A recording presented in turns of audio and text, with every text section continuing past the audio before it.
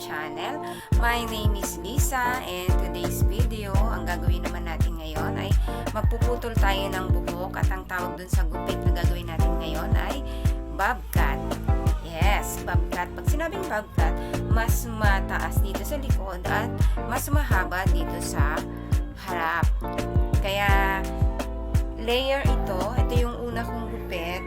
Sa mga hindi pa nakakapanood, please i-click lang niyo po yung Lisa Istiokot. Makikita nyo doon kung paano ko ini-layer itong aking buhok.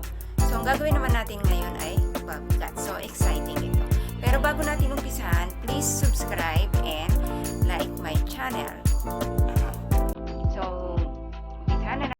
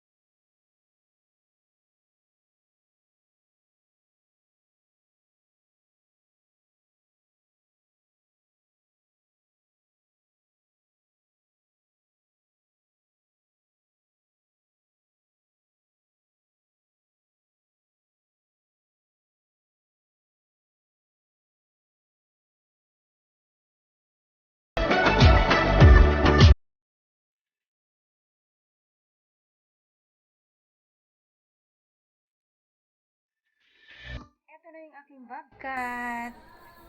Ayan na siya.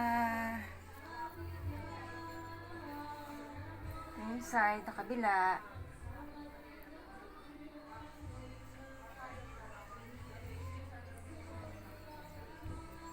Yan. Summer na summer.